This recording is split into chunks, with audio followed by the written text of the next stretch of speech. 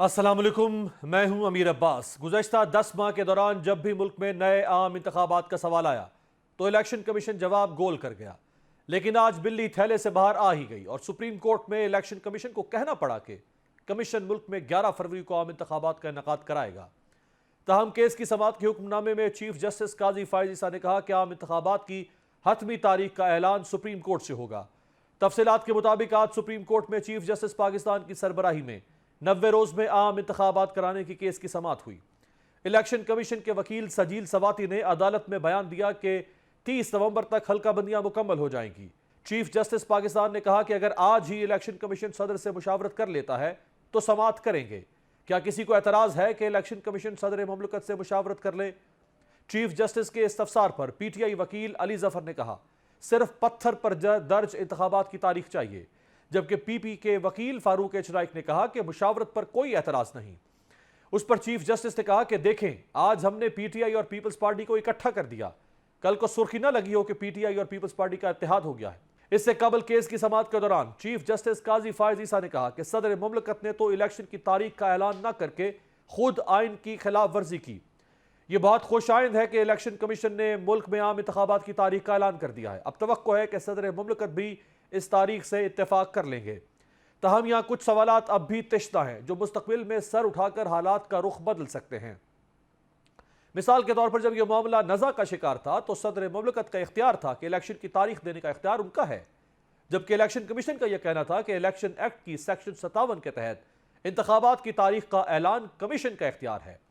इसी सिलसिले में सदर मुमलकत डॉक्टर आरिफ अलवी ने आम इंतखाबात की तारीख के मामले पर इलेक्शन कमीशन की जानिब से मुशावरत से इनकार पर वजारत कानून से राय तलब की थी। वजारत कानून ने भी अपने जवाबी खत में कहा था कि साबिक पार्लियामेंट की जानिब से की गई नई आईनी तरमीम के बाद अब सदर मुमलकत के पास इलेक्शन की तारीख देने का इख्तियार नहीं है। इस तरमीम के तहत इंतखाबात की तारीख देने का इख्तियार अब इलेक्शन कमीशन के पास है।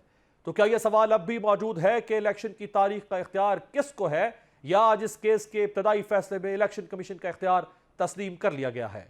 सुप्रीम कोर्ट में इंतखाबात से मुतल्लिक आज होने वाली समाअत पर बात करने के लिए हमारे साथ मौजूद हैं माहिर आईन व कानून, पाकिस्तान तहरीक इंसाफ के सीनियर मरकजी रहनुमा अहमद उवैस साहब। बहुत शुक्रिया अहमद उवैस साहब। सबसे पहले तो फरमाइएगा कि आज ये बहस दोबारा छिड़ी कि ये तारीख इलेक्शन कमीशन को देनी है या सदर मुमलकत को देनी है।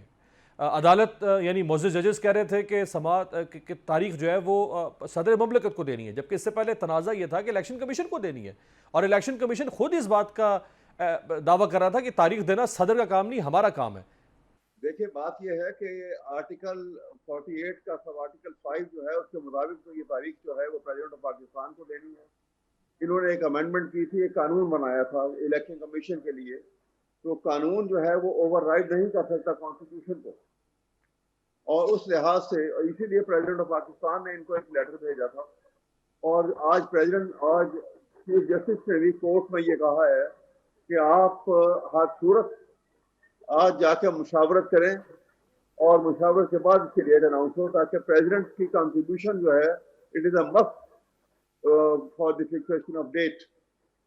और अगरचे ये 90 डेज का पीरियड में होना चाहिए थी, लेकिन एक ये मैनर फाइडली और ये बदनीयती से इन्होंने जो डेट लंबी की है, सुप्रीम कोर्ट को जहां पे वो डेट के लिए अब वो इंसिस्ट कर रहे हैं और ये इलेक्शन की डेट फिक्स कर रहे हैं, चाहिए इस बेंच को कि वो इलेक्शन कमीशन ऑफ पाकिस्तान के खिलाफ बड़ा शदीद किस्म का एक्शन ले और उनके खिलाफ बाकायदा उनकी बासपुरस की जाए इसके ऊपर कि उन्होंने ये डेट जो है ये लेट क्यों किया उन्होंने। लेकिन इसके ऊपर नोटिस जो है वो उस वक्त के जो प्राइम मिनिस्टर थे शहबाज शरीफ साहब, उसको भी इशू होना चाहिए। सर, बासपुरस तो उस वक्त भी नहीं की गई थी।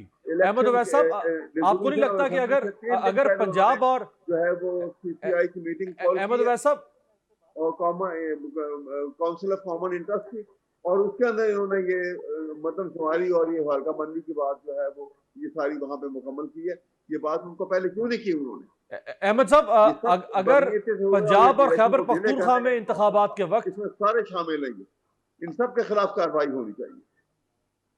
अहमद साहब, आवाज आ रही है आपको? सर जी आ रही है। जी जी, ये फरमाएगा कि अगर पंजाब और खैबर पख्तूनख्वा में इंतखाबात के इल्तवा के मामले पर उस वक्त की सुप्रीम कोर्ट यानी उमर अता बंदयाल साहब वाली सुप्रीम कोर्ट अगर बाज पुरस करती या हुकूमत का या इलेक्शन कमीशन का, तो आज ये बासपुर्स का सवाल ना उठा। तो बासपुर्स तो उस वक्त नहीं हुई, तो अब कैसे होगी बासपुर्स? आपकी बात बिल्कुल दुरुस्त है। ये उस वक्त ही सुप्रीम कोर्ट को अपनी अथॉरिटी एक्सरसाइज करनी चाहिए थी और वो नहीं की गई।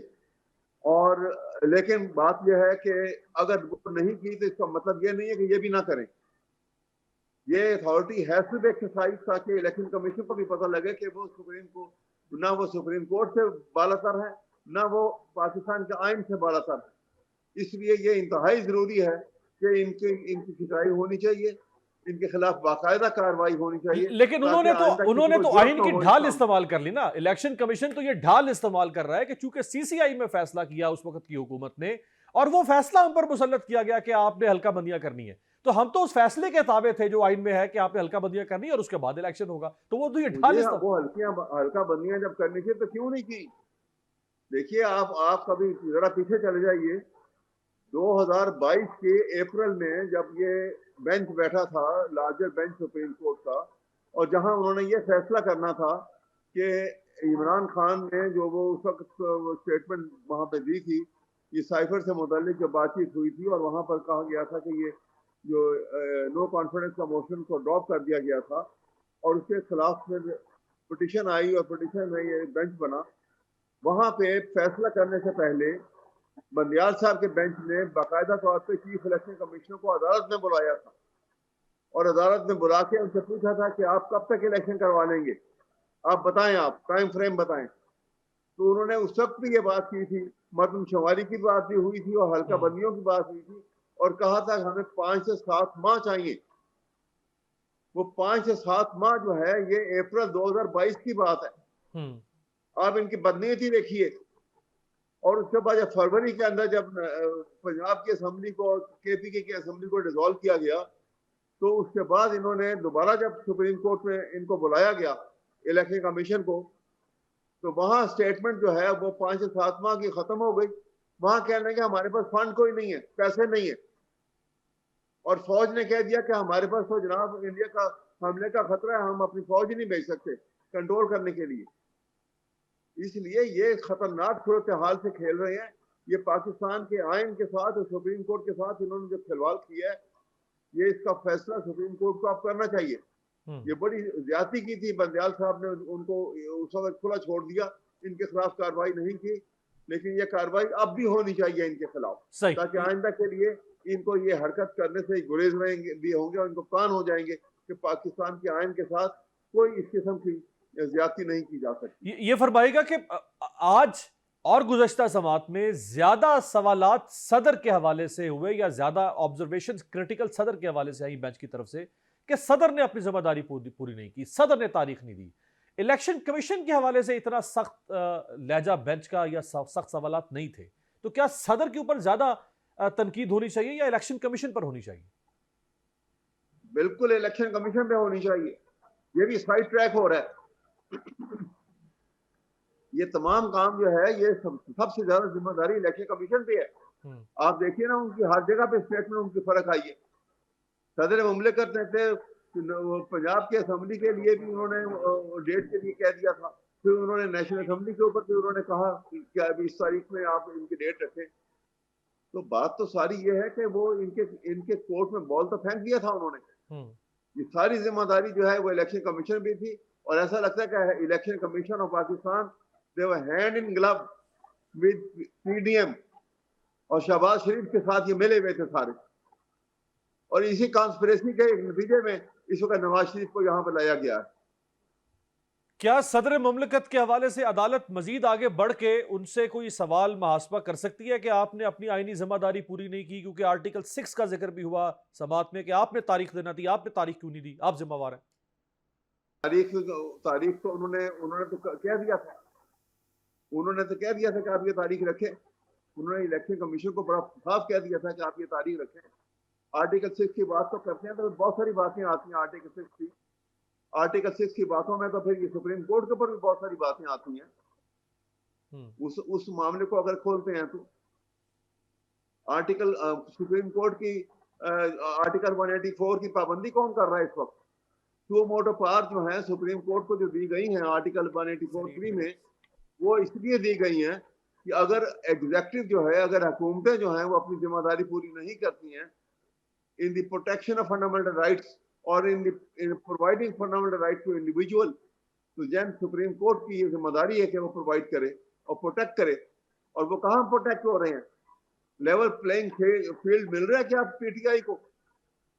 वो किस तरीके से उनके ऊपर केसेस चल रहे हैं और किस तरीके से उनको कॉर्नर मीटिंग तक करने नहीं दी जा रही है। और एक तरफ एक कैदी मफरूर को बेल भी दी जाती है और उसको एक पब्लिक गैदरिंग जो है, एक पब्लिक पॉलिटिकल मीटिंग अटेंड करने के लिए भी कहा जाता है। ये क्या खेल हो रहा है? यहाँ आर्टिकल 6 किस किस पे अप्लाई करेगा? ये इस किस्म की बातें करके जो है ना चीफ जस्टिस जो है अपने आप को बचा सकेंगे, ना जज बचा सकेंगे, ना सुप्रीम कोर्ट बचा सकेगा।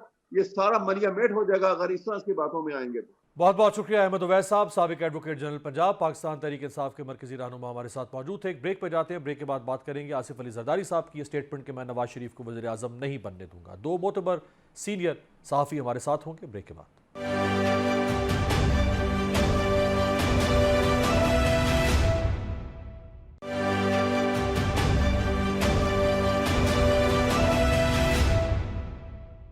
ब्रेक के बाद खुशामदेद। साबिक सदर आसिफ अली जरदारी साहब ने दावा किया है कि मैं नवाज शरीफ को वज़ीर आज़म नहीं बनने दूंगा। इस बार मुल्क का आइंदा वज़ीर आज़म पीपल्स पार्टी से होगा। उन्होंने यह भी इंकशाफ किया कि मैंने पीडीएम बनाकर शहबाज शरीफ को वज़ीर आज़म बनाया, लेकिन शहबाज शरीफ ने अवाम के लिए काम नहीं किया। यहां सवाल यह है कि क्या नवाज शरीफ को वज़ीर आज़म न बनने देने का जरदारी साहब का दावा हकीकत बन सकता है? यानी क्या वो इसकी सलाहियत रखते हैं? क्या पीपल्स पार्टी शिकस्त के दबाव का शिकार है इसलिए उसकी क़यादत ऐसे बयान दे रही है? जहां तक जरदारी साहब की सलाहियत का ताल्लुक है तो उन्हें कई अकाबरीन सियासत का बादशाह कहते हैं और एक जरदारी सब पर भारी जैसे अलकाबात से भी पुकारते हैं। 90 की दिहाई में आसिफ अली जरदारी शरीफ बरादरान के इताब का शिकार हुए और तवील अरसा जेल में कैद रहे। नवाज शरीफ के दूसरे दौरे हुकूमत में एहतसाब कमीशन के सरबरा सैफुर रहमान थे, जो आसिफ जरदारी और बेनज़ीर भुट्टो के खिलाफ स्विस मुकदमात पर तफ्तीश कर रहे थे। लेकिन फिर वही आसिफ जरदारी दोबारा कामयाबी से सियासत में उभरे और सदर पाकिस्तान के ओहदे तक पहुंचे। माजी में नवाज शरीफ और शहबाज शरीफ की सख्त तनकीद का निशाना बनने वाले आसिफ जरदारी ने फिर ऐसी सियासी बिसात बिछाई कि वही शरीफ बरादरान आसिफ जरदारी को गले लगाने पर भी मजबूर हुए। आसिफ अली जरदारी को पहली बार उन्हें 1990 में गिरफ्तार किया गया और वो 1993 तक जेल में रहे। नवाज शरीफ की दो हुकूमतों ने ऐसी तहरीरी दस्तावेजात पेश की जिनमें आसिफ जरदारी पर इल्जामात आयद किए गए कि वो कौमी खजाने को लूट कर खा गए। नवाज शरीफ के दूसरे दौरे हुकूमत 1999 में जस्टिस कयूम ने आसिफ जरदारी को करप्शन के इल्जाम में 14 साल कैद और सियासत से नाअहली का हुक्म सुनाया, मगर उसी साल जस्टिस कयूम की मुबैना ऑडियो टेप्स मंजर-ए-आम पर आई, जिनके मुताबिक जस्टिस कयूम ने सेनेटर सैफुर रहमान के कहने पर आसिफ जरदारी और बेनज़ीर भुट्टो को सजा सुनाई थी। 4 नवंबर 1996 से जेल काटने वाले आसिफ जरदारी को बिलाखिर 22 नवंबर 2004 को मुसलसल असीरी के 8 साल और 18 दिनों के बाद जमानत पर रिहा करने का हुक्म जारी किया गया। मोहतरमा बेनज़ीर भुट्टो की शहादत के बाद 2008 में पीपल्स पार्टी को इक़्तिदार मिला। आसिफ जरदारी सदर पाकिस्तान बने। पीपल्स पार्टी के वज़ीर आज़म यूसुफ रज़ा गिलानी की हुकूमत में नून लीग के वज़रा भी शामिल हो गए। लेकिन फिर सबने देखा कि नवाज शरीफ सुप्रीम कोर्ट पेश हुए और मेमो गेट स्कैंडल में कमीशन बनवाकर वापस लौटे। लेकिन आसिफ जरदारी ने तमाम मामलात को बहुत समझदारी से हैंडल किया और पाकिस्तान में पहली बार पीपल्स पार्टी की हुकूमत ने 5 साल आईनी मुद्दत पूरी की। 2018 के इलेक्शन के बाद इक़्तिदार में आने वाली तहरीक इंसाफ को घर भेजने के लिए भी जरदारी साहब ने नून लीग से हाथ मिलाया और कामयाबी हासिल की। अगर देखा जाए तो मुस्लिम लीग नून की क़यादत से पैदर पै चोट खाने के बावजूद आसिफ जरदारी ने हर बार नून लीग का साथ दिया। अब ऐसा करना उनका आला अखलाक, सियासी दानिश थी या फिर अपने इक़्तिदार के लिए उनकी सियासी मुफाहमत, इसका फैसला तारीख करेगी। लिहाजा यहां फिलहाल सवाल यह है कि क्या वाकई इस बार आसिफ जरदारी नून लीग की क़यादत से अगले पिछले सारे हिसाब बराबर करने के लिए नवाज शरीफ के इक़्तिदार के रास्ते में हायल हो सकेंगे? मेरे साथ दो इंतहाई मोतबर सहाफ़त के शोबे से शख्सियात मौजूद हैं जिनकी गुज़श्ता 40 साल की सहाफ़त और इन दो जमातों की सियासत पर गहरी नज़र है। सज्जाद मीर साहब और नज़ीर लगारी साहब, आपका बहुत शुक्रिया। सज्जाद मीर साहब, सर आसिफ जरदारी साहब का दावा कि मैं नहीं बनने दूंगा नवाज शरीफ को वज़ीर आज़म, सच हो पाएगा?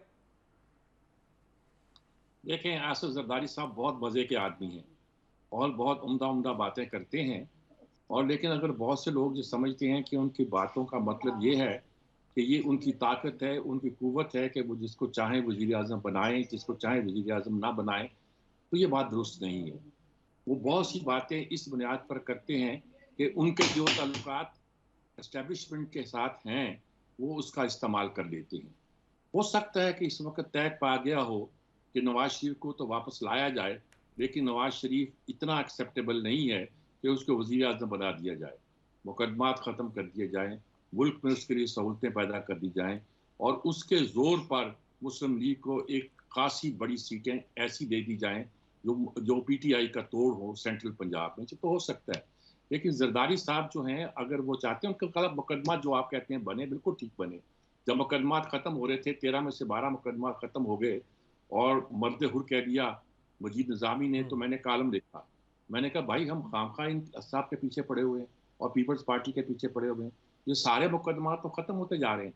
अगरचे मैं भी उन लोगों में था जो उनमें से बहुत से मुकदमात को दुरुस्त समझते थे। पिछले दौर में, नवाज शरीफ के दौर में जितने मुकदमात उनके खिलाफ खुले थे, उनके सिलसिले में खुले थे, लगता था कि ये फिर धर दिए जाएंगे। लेकिन उन्होंने बड़ी अच्छा फिक्रा कहा था एक इजलास में, पीडीएम के इजलास में, कि भाई मेरा एक ही बेटा है, मैं एस्टेब्लिशमेंट से लड़ाई कबूल नहीं कर सकता। तो हो सकता है कि एस्टेब्लिशमेंट ने उन्हें कोई इस्तेमाल करने का फैसला किया हो, या वो वैसे उनके लिए प्रॉब्लम ये है कि वो पंजाब में सीटें चाह रहे थे। वो चाह रहे थे कि जो बनी है हमारी इस्तेकाम पाकिस्तान पार्टी, वो चाहते थे कि उनकी सीटें उनको मिल जाए। सिर्फ पंजाब ही नहीं, बलूचिस्तान अवामी पार्टी को भी वो अपने साथ चाहते थे। जी, वो उनको भी चाहते थे, मैं जी। वही कहना चाह रहा था। पंजाब में उनका मुस्लिम लीग के साथ जो झगड़ा है वो यही था कि मुझे सीटें चाहते थे। सही। फिर वो ये चाहते थे कि मुस्लिम लीग उनको अपनी कुछ सीटों का शेयर दे।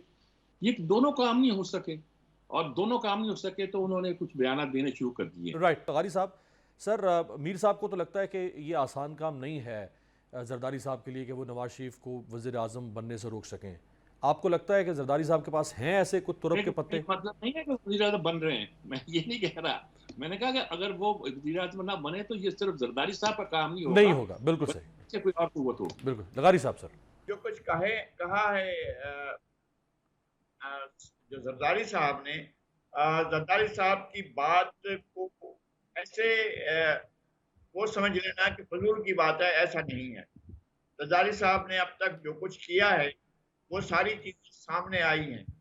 मियाँ साहब का पूरा दौर, जिस तरह से आपने इंट्रो में कहा कि मियाँ साहब के दो अदवार जो हैं वो उन पूरे दो अदवार में आसिफ अली जरदारी ने सिर्फ जेल देखी, और उनकी जो नॉर्मल जिंदगी है उसमें से जितने साल भी बाहर निकाल दिए गए, 12 साल, वो मियाँ नवाज शरीफ साहब की वजह से और मियाँ नवाज शरीफ ने निकाले हैं, जो उन्होंने जेल में गुजारा किसी कन्वेक्शन के बगैर, किसी सजा के बगैर, किसी जुर्म की साबित होने के, और जो साबित जो कुछ किया गया था वो भी सब पता चल गया था। वो टेलीफोन कॉलें हमने सब सुन रखी हैं, आपको भी मालूम है, मुझे भी मालूम है कि सैफुर रहमान की और मलिक कयूम की क्या गुफ्तगू हुई, मलिक कयूम की और शहबाज शरीफ साहब की क्या गुफ्तगू हुई, ये सारी चीजें अब कोई पोशीदा राज नहीं रही है।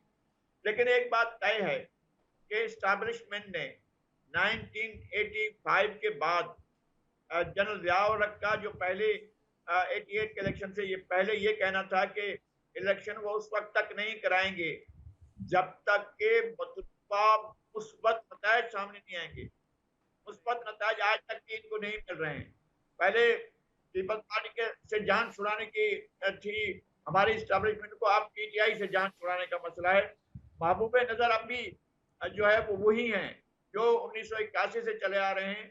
मियाँ नवाज शरीफ कभी उनसे नाराज हो जाते हैं, कभी उनको फिर लेकर आते हैं। एक बात यह है कि दोनों ने मिलकर, पाकिस्तान पीपल्स पार्टी ने और पाकिस्तान मुस्लिम लीग नून ने एक चार्टर ऑफ डेमोक्रेसी किया था, और ये एक मिसाक जमहूरियत किया था, और उसके बाद जो मिसाक जमहूरियत का इनहराफ है वो खुलकर सामने आता रहा। और इनका इल्जाम यह है कि मोहतरमा बेनजीर भुट्टो ने परवेज मुशर्रफ से मुलाकातें शुरू की थी, और ये इनहराफ था, जबकि ये तय किया गया था कि एस्टैब्लिशमेंट से एक राब्ता कोई भी नहीं करेगा। लेकिन मोहतरमा बेनजीर भुट्टो के बारे में जो एक राब्ते थे बिल्कुल हुए थे, जनरल कियानी गए थे, और अब ये बात कोई राज नहीं रही है, गए थे। लेकिन बेनजीर भुट्टो ने अपनी मौत के परवाने पर दस्तखत नहीं किए थे। उन्होंने ये नहीं कहा था कि मैं अगर आपसे डील करूं तो आप मुझे जो है मैं उसके बाद पाकिस्तान पहुंचूं तो मुझे कत्ल कर दिया जाए। डील की गई नहीं की गई। एनआरओ लिया नहीं लिया, एनआरओ देने वालों ने बहुत एहतियात से ये एनआरओ दिया कि इनके गले में लानत का टोक डाल दें कि जनाब ये हमने इनको ये एनआरओ दिया है। वो सारी चीजें इस तरह से बनाई गई कि जिससे ये वो नहीं हुए। और फिर उन्होंने ये किया कि इफ्तिखार चौधरी को आगे करके कहा कि जनाब ये सारा एनआरओ खत्म कर दो। खत्म हो गया एनआरओ। सही। एनआरओ से जो भी किसी की मराद अगर थी तो वो इनमें से किसी को भी हासिल नहीं हुई। मियां नवाज शरीफ ने इनहराफ ये किया था कि काला कोट पहनकर मेमू गेट के मसले पर सुप्रीम कोर्ट चले करने गए। के लिए अच्छा, यहीं वहां से जाकर चले गए सर, यहीं से इनहराफ और शुरू हुआ। जाकर उन्होंने मैं यही वो इस- इनहराफ मैं मीर साहब के पास जाना चाहूंगा। मीर साहब, 2006-7 में जब मिसाक जमहूरियत हुआ, फिर मरी डिक्लेरेशन हुआ, दोनों जमातों ने कहा कि माजी की गलतियां नहीं दोहराई जाएंगी। लेकिन 2008 में जैसे ही हुकूमत मिली, चंद महीने इकट्ठे रहे, 6 महीने का साथ, उसके बाद वही गलतियां मुसलसल पै दर पै जो आज तक नजर आ रही हैं, 2018 से लेके अब तक, 2008 से लेके माजद अब तक तकरीबन 13 साल हो चुके हैं सर। असल में मैं नज़ीर लगारी का शुक्रिया अदा इसलिए नहीं करूँगा कि जब भी मौका मिलता है वो हमेशा मेरी तारीफ ही करते हैं, मुझे बहुत अजीज़ और बहुत प्यारा है। लेकिन इस वक्त उनकी बात में और मेरी बात में कोई फ़र्क नहीं है। हाँ। मैं ये नहीं कहता कि जरदारी ये करेंगे नहीं या कर नहीं सकते। मैं ये कह रहा हूँ कि जरदारी को कुछ चीज़ दिखाई गई है जिसकी कुव्वत पर ये कुछ कट के दिखाने की पोजीशन में अपने आप को समझते हैं। देखिए, सियासत बड़ी अजीबोगरीब चीज़ है। हम जस्टिस कयूम का बार बार नाम लेते हैं कि उस पर फोन कॉल गई और रिकॉर्ड कर दी गई और उस पर उसने सजा सुना दी और ये कर दिया वो कर दिया। ठीक है, वही जस्टिस कयूम बाद में जरदारी साहब ने उन्हें अपना अटॉर्नी जनरल बनाया, बिल्कुल। और वही जस्टिस कयूम जो था, स्विस कागजात को के बारे में लेटर जो उसने ड्राफ्ट करना था, उसमें जो उसने तमाशा दिखाया वो अलग था। गिलानी और साहब फिर के उसे जमाने में। जी हाँ, फिर उसे अपना ओहदा छोड़ना पड़ा। ये जो लोग होते हैं ना जी, जो सियासत में होते हैं, या ये जो लीगल माफिया भी मैं कह लूँ, कुछ और नाम दे दूँ, ये एक अजीबोगरीब मखलूक है। ये मुल्क के साथ हमारे साथ जो कर रहे हैं, तो हर अदारे में ऐसे लोग मौजूद हैं जिनको आप अगर एनालिसिस करें तो लगता है अब हो सकता है कि बहुत से लोगों का तजिया ये था कि नवाज शरीफ को लाया जाएगा और उसके क्योंकि उसके बगैर मुस्लिम लीग नून जो है शहबाज शरीफ के जोर पर इलेक्शन नहीं जीत सकती। वो नवाज शरीफ के जोर पर जीतेगी। लीडर वो है, एडमिनिस्ट्रेटर चाहे शहबाज शरीफ हो। अब ये अलग बात है कि एस्टेब्लिशमेंट को शहबाज शरीफ ज्यादा पसंद है और वो नवाज शरीफ को इस तरह उसके जोर पर इलेक्शन जीतने के बाद उसको साइड लाइन करना चाहें कि ये इमरान भी गया, नवाज शरीफ भी गया, अब मैदान खुला है, अगर आपको करना है, मुस्लिम लीग को आना है तो शहबाज को ले आओ, वरना फिर ठीक है हमारे पास ये पीपीपी भी है, हमारे पास और ऑप्शन भी है। ये सारे वो खेल हैं जो बहुत से खेल रहे हैं और मेरे ख्याल में ये आसान खेल नहीं हुआ करते और इसके फैसले आखिरी वक्त में जाके हुआ करते हैं। जैसे जरदारी साहब का ख्याल था कि बाप उनके साथ जाएगी, जरदारी साहब का ख्याल था कि साउथ पंजाब उनके साथ जाएगा, जरदारी साहब का इसरार था कि पंजाब में से कुछ सीटें जो है मुस्लिम लीग नून उनको दे। ये सारे उनके एक तरीकेकार था काम करने का। और लेकिन इस सब मामले पे हासिल तब भी हुआ करता है जब पीछे किसी का दस्ते शफकत हो, और हमारे यहाँ ये माजी में भी होता रहा है, अब भी होता आ रहा है। लेकिन मीर साहब, ये इस वक्त तो बड़ी कंफ्यूजन है। दस्ते शफकत तो कहा जा रहा है नवाज शरीफ साहब के ऊपर है, अभी अगर जरदारी साहब पर भी दस्ते शफकत है तो क्या दस्ते शफकत दोनों तरफ से चलाया जा रहा है? नहीं, मैं ये कह रहा हूँ कि अब हो सकता है, कुछ लोगों का ख्याल है कि नवाज शरीफ को हो सकता है, देखिए मैं कॉन्फिडेंस हो सकता है कि नवाज शरीफ को इस्तेमाल करके सेंट्रल पंजाब में पीटीआई का कुछ तोड़ सा करके एक मुस्लिम लीग नून को इतनी सीटें दिला दी जाएं या मिल जाएं, कुछ कह लीजिए कि नजर आए कि वो एक कुव्वत है, एक ताकत है। फिर उसके बाद आप एक मुल्लक या हंग पार्लियामेंट जो ख्वाब हुआ करता है एस्टेब्लिशमेंट का, उसके जरिए से कुछ और जोड़ तोड़ करना चाहते हो, ये हो सकता है। हो सकता है इसका लालच भी दिलाया गया हो सकता है इसका हवाला भी दिया गया हो, लेकिन किसी एक सियासतदान के हाथ में या बस में ये कुव्वत होना कि वो खुद किसी को हुक्मरान ना बनने दे या खुद हुक्मरान बना दे अपने किसी अजीज को या खुद बन जाए, ये मुमकिन नहीं, किसी के बस में नहीं है। प्रेजेंट जो सिचुएशन, राइट। मैं ये कहना चाह रहा हूं। लगारी साहब, जो सिंध में पीपल्स पार्टी के खिलाफ इत्तेहाद बन रहा है, आखिर हर इलेक्शन में बनता है, कभी ज़्यादा हजूम के साथ कभी कम हजूम के साथ। इस दफ़ा अब नून लीग, JUI, MQM और बाकी जो कॉम्प्रेस जमातें हैं, ये एक इत्तेहाद बनता है, तो पीपल्स पार्टी को पंजाब को एक तरफ रख दें, सिंध में कोई नुकसान पहुंच सकता है? की आवाज़ भी अब बहुत मध्यम हो गई है और मैं उस मध्यम आवाज़ को जितना सुन पाया हूँ उस हिसाब से मैं आपको जवाब देने की कोशिश करता हूँ। पहली बात ये कि ताज जितनी भी बन रहे हैं वहां पर हैं कौन? शख्सियात की तरफ जाते हैं ना, पीर वगैरह नहीं जीत सकते। जो आखिरी आखिरी जो पीपल्स पार्टी के खिलाफ जो आखिरी शख्स मौजूद था पूरे इलेक्टेबल में, वो अली गौहर महार थे। वो छोड़ गए, वो वापस आ गए, पीपल्स पार्टी के साथ शामिल हो गए। इस वक्त कोई एक इलेक्टेबल जो है वो उस तरफ को नहीं है। ना मेरे साथ चले ठट्ठा से, ना ठट्ठा में है, ना दादू में है, ना बदीन में है, ना मीरपुर खास में है, ना उमरकोट में है, ना मिट्ठी में है, ना खैरपुर में है, ना सांगढ़ में है, ना नशोर फरोज में है, ना नवाबशाह में है, ना घोटकी में है, ना शिकारपुर में है, ना कंबर शहजादकोट में है, ना लाड़काना में है। कहाँ किस जगह से कौन से मकाम से कौन से उम्मीदवार जाकर बड़ा तीर मारकर पीपल्स पार्टी को शिकस्त देकर अपनी सीट जीतेंगे? कौन सी ऐसी शख्सियत, कौन सा ऐसा करिश्मा, कौन सा ऐसा वो होगा आदमी होगा? सबसे ताकतवर क्या है? पीर वगैरह। उनके सेक्रेटरी जनरल कौन है? सफदर अब्बासी। सफदर अब्बासी की क्या लाड़काना में कोई ऐसी स्टैंडिंग हो सकती है जो भुट्टोज के मुकाबले में आए, जो खोड़ोज के मुकाबले में आए? ये तो जो कुछ भी हैं वो भुट्टोज की वजह से थे ना। लेकिन लगारी साहब, करिश्मा कहीं और से, क्या कर लेंगी? लगारी साहब, कैंडिडेट के करिश्मा के अलावा कहीं और का करिश्मा भी काम दिखा सकता है। नहीं, मैं ये कह रहा हूँ करिश्मा कोई और करना चाहे तो पूरी कर। ऐसा नहीं हुआ है क्या? मुस्लिम लीग नून को 12 सीटें मिली थी 2002 के इलेक्शन में। मुस्लिम लीग नून को 2002 के इलेक्शन में 12 सीटें मिली थी। पीपल्स पार्टी हुकूमत बनाने की पोजीशन थी, उनके 7 मेंबर्स को तोड़ा गया, फिर भी वो शाह महमूद कुरैशी फिर भी जीत रहे थे। उनके बंदे तोड़ लिए गए, फिर भी वो जीत रहे थे। एक वोट का फैसला हुआ था। शाह महमूद कुरैशी पीपल्स पार्टी के उम्मीदवार रह गए थे एक वोट से, और वो एक वोट जो है जो मीर जफरुल्लाह जमाली को पड़ा था वो इमरान खान का था। इमरान खान के एक वोट से वो वजीर आजम इस्टेब्लिशमेंट अपना बना पाई थी। जनरल एहतशाम जमीर साहब ने जो अपना लॉन्च किया था मीर जफरुल्लाह जमाली को, वो एक वोट से जीते थे और वो एक वोट इमरान खान का था। तो आपका क्या ख्याल है कि अगर मैनेज किया जाए तो 12 सीटें तो मुस्लिम लीग की जाकर मिलती हैं, 18 सीटें पीपल्स पार्टी को मिलती हैं? करने ऐसा इलेक्शन वो आप सब भी देखेंगे, हम भी देखेंगे, हम तालियां बजाएंगे, बच्चा लोग सब तालियां बजाओ, देखो क्या रिजल्ट आया है। बहुत बहुत शुक्रिया नज़ीर लगारी साहब और सज्जाद मीर साहब हमारे साथ मौजूद थे। बहरहाल इलेक्शन की तारीख अब कम बेश सामने आ चुकी है। सवाल असल ये है कि क्या वैसा इलेक्शन होगा जैसा इलेक्शन कहीं लगारी साहब ने किसी उसका हवाला दिया, या माजी में होने वाली कुछ गलतियों का हवाला सज्जाद मीर साहब ने दिया? अगर ऐसा इलेक्शन हुआ तो मुल्क गुज़श्ता 5 साल की तरह आइंदा 5 साल भी अदम इस्तेकाम का ही शिकार रहेगा। एक ब्रेक पर जाते हैं, ब्रेक से वापसी में बात करेंगे गजा की सूरत हाल पर।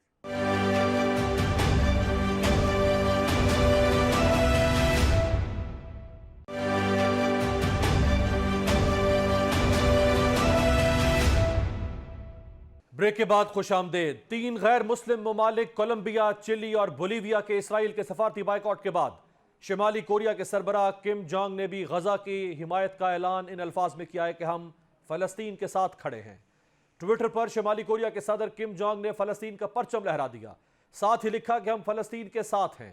गैर मुस्लिम ममालिक के इन इकदाम के बाद कुछ मुसलमान ममालिक की भी गैरत जाग रही है और गजा में इसराइल की वाशियाना बमबारी के खिलाफ एहतजाज करते हुए उर्दन ने इसराइल से अपना सफीर वापस बुला लिया है। दूसरी तरफ सहूनी रियासत ने गजा को मकतल बना दिया है, जहां तकरीबन 9000 फलस्तीनी शहीद हो चुके हैं। गजा के जबालिया कैंप में इसराइल की जानिब से दूसरा हमला किया गया, जिसके नतीजे में शहीद फलस्तीनियों की तादाद 200 तक जा पहुंची है। अहम बात यह है कि ईरान ने एक बार फिर मुस्लिम दुनिया से इसराइल का बायकॉट करने की अपील की है। याद रहे कि हमने आदाद शुमार और हक़ाइक़ के साथ अपने प्रोग्राम में 2 रोज कबल इसराइल के इक़्तिसादी बायकॉट के लिए आवाज बुलंद की थी और यह भी बताया था कि इस बायकॉट के लिए क्या क्या इकदाम उठाए जा सकते हैं। तफसीलात के मुताबिक ईरान के सुप्रीम लीडर आयतुल्लाह खामेनाई ने मुस्लिम ममालिक से मुतालबा किया है कि वो इसराइल को तेल और खुराक की बरामदात रोक दें। आयतुल्लाह खामेनाई ने कहा है कि गजा में फौरी तौर पर बमबारी रोकी जाए और सहूनी रियासत को तेल और खुराक की बरामदात भी रोक देनी चाहिए। इसराइल की गजा में बदतरीन कत्लेआम के खिलाफ दुनिया भर में लोगों का सैलाब उमड़ रहा है। कई अहम गैर मुस्लिम शख्सियात भी इसराइल के खिलाफ अपनी नफरत का इजहार कर रही हैं। 2 रोज कबल अमरीकी वज़ीर खारिजा एंटनी ब्लिंकन के सेनेट कमेटी के रूबरू बयान के दौरान वहां मौजूद लोगों ने खड़े होकर गजा में जंग बंदी का मुतालबा कर दिया। ब्लिंकन की बात शुरू होते ही मुजाहिरीन ने गजा पर हमलों के खिलाफ नारे लगाए। नारों की वजह से सेनेट कमेटी की कार्रवाई कई मरतबा रोकनी पड़ी। मुजाहिरीन ने फलस्तीनी खून की अलामत के तौर पर हाथों पर सुर्ख रंग लगा रखा था। हॉलीवुड की मशहूर अदाकारा एंजेलिना जोली ने गजा में इसराइल की फजाई बमबारी को फंसी हुई आबादी पर जानबूझकर बमबारी और कत्ल करार दे दिया है। उन्होंने सोशल मीडिया पर इसराइली जारहियत की तस्वीर शेयर करते हुए लिखा कि यह एक ऐसी बेबस आबादी पर जानबूझकर बमबारी है जिनके पास भागने या जाने की कोई जगह नहीं है।